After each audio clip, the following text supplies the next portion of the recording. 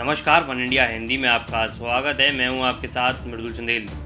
दिल्ली दंगा मामले में कड़कड़डूमा कोर्ट के आदेश के बाद देवांगना कलिता, नताशा नरवाल और आसिफ इकबाल को तिहाड़ जेल से रिहा कर दिया गया है। अदालत ने इन तीनों को तुरंत रिहा करने के आदेश दिए थे।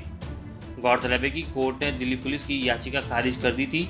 दिल्ली पुलिस ने कोर्ट से वेरिफिकेशन के लिए 21 जून तक का वक्त मांगा था। ये आदेश इन तीनों के तुरंत रिहाई के लिए दिल्ली हाई कोर्ट की शरण में जाने के बाद आया था।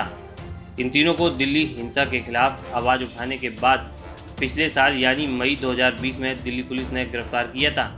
इनकी रिहाई से पहले तिहाड़ जेल के बाहर जेएनयू के छात्रों और मीडिया के साथ समर्थक भी जमा हो गए।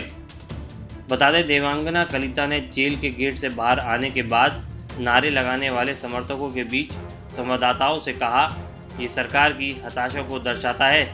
हम ऐसी महिलाएं हैं जो उनसे नहीं डरती हैं। उसने कहा, हम बच गए क्योंकि हमें दोस्तों, शुभचिंतकों से ज़बरदस्त समर्थन मिला। मैं उन सभी को धन्यवाद देती हूँ।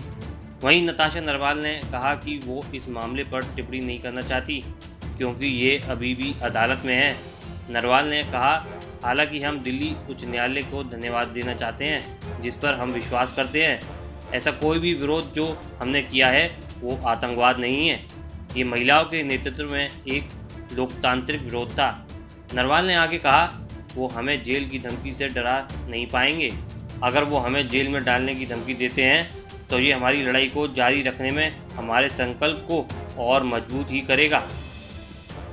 बता दें, नरवाल के पिता महावीर नरवाल की मई में कोविड से मृत्यु हो गई जब वो जेल में थी। उसका भाई जो उसे लेने आया था उसने कहा कि उन्हें अपने पिता की याद आती है जो अगर जीवित होते तो जेल से बाहर आने पर उनका अभिवादन करने जरूर आते।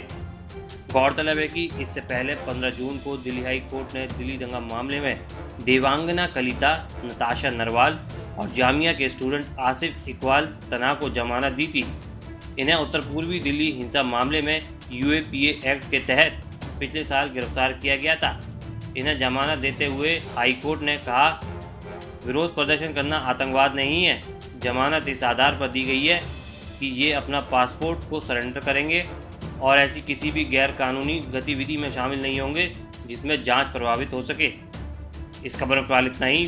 बने रहिए वन इंडिया हिंदी के साथ।